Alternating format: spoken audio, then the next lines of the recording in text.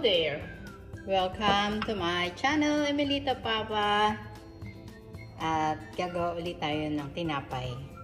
So the same ingredients, the same procedure yung ating gagawin. Hindi na tayo nagbabago ng mga ingredients. Yun na rin. So lahat ng aking pandesal, isa lang yung gamit kong ingredients.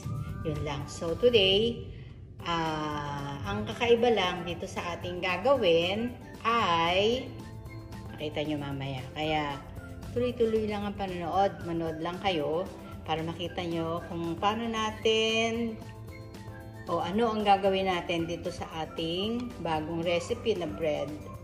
So, ayan, nakapaggawa na tayo ng ating yeast. Ito na yung ating yeast. Ready na siya. Nalagay na natin sa ating flour.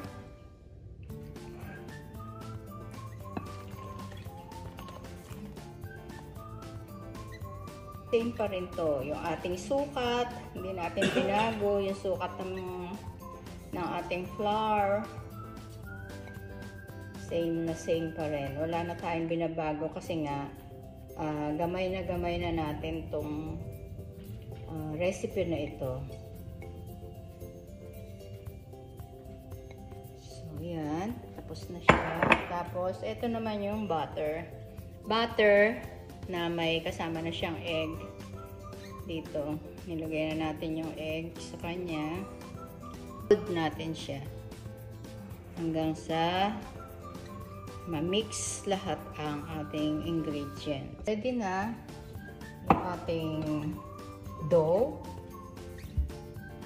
Ayan siya. Masahin lang natin siya ng mga 2 minutes bago natin nagwawala itong ating telepono.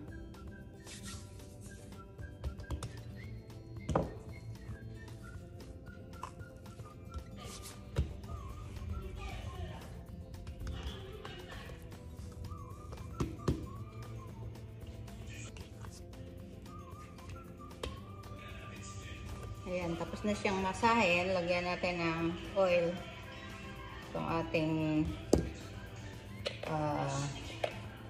tray o bowl para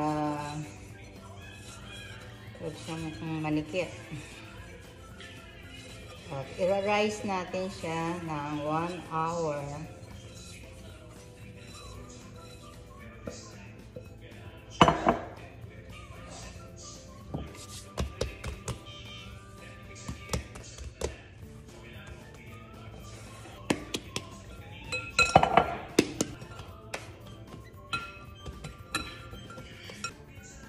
So, ito yung ating dough. Tatakpan ko lang siya nito. Ayan, para cover na cover siya. Dali na natin doon sa mainit na lugar. So, ayan ang ating gagamitin na munggo. Na ibabad na natin siya ng overnight. Napakuluan na natin siya. Malambot na yan. Yun, malambot na. So, igagamit tayo ng blender para mas mapino siya. Pinuhin natin siya. So, alam nyo na kung ano yung ating tinapay. Siya ay munggo bread. Munggo bread. Gagamit tayo ng munggo. So, i-blend na natin tong ating munggo habang nagpaparice tayo ng ating tinapay.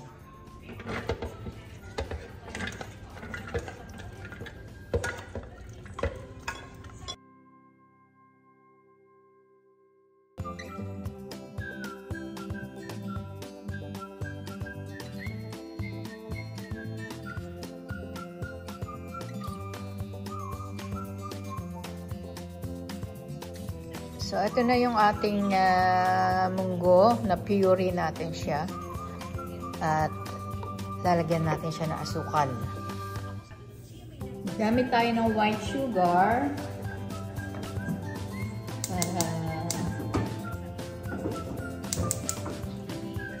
White sugar. Dapat 1 cup yung ating gagamitin. masyadong matamis para sa akin 1 cup. So, gagawin ko lang siyang 3/4 cups. So, ito na yung ating munggo. Luto na siya. May asukal na yan. Palamigin na lang natin. Ito na yung ating bread. Oh, Diyos ko Lord. Thank you Lord. Grabe naman. Alsa-alsa na naman. Sobrang alsa. Ito na yung ating tinapis. Ready na. Punch na natin para wala. Sobrang hangin.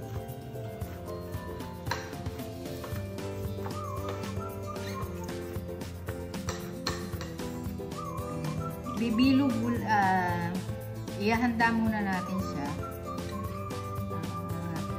para magawa natin yung tamang size. Tamad lang magtimbang. May timbangan tayo dyan eh. Kaya lang, tamad magtimbang ang lola.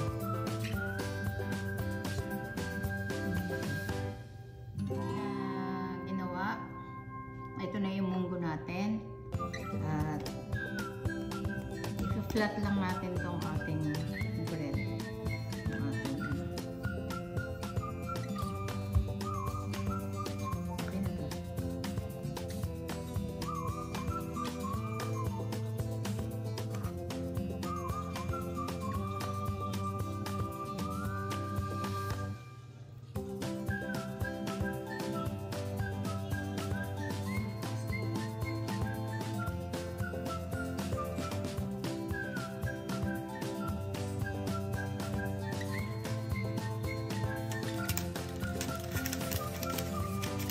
Ating nagawa 2, 4, 6, 8, 10, 12.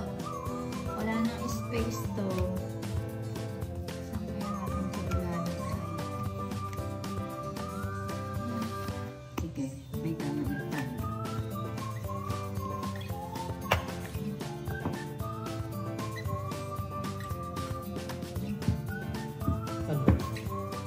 Sige, patayin natin.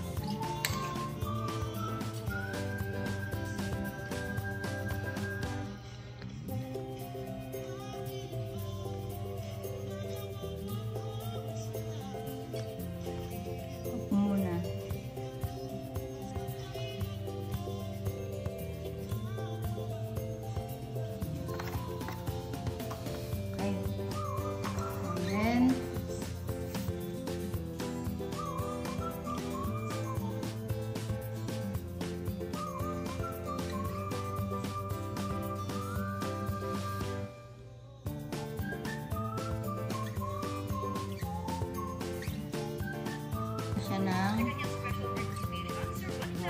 egg wash.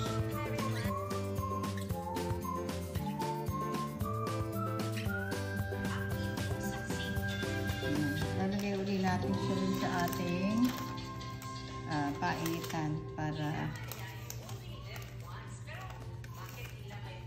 siya ay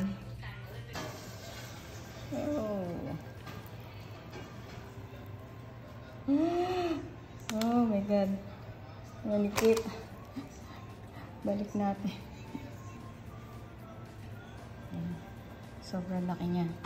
Yan na siya. Ooh, very big. Salang na natin 20 minutes.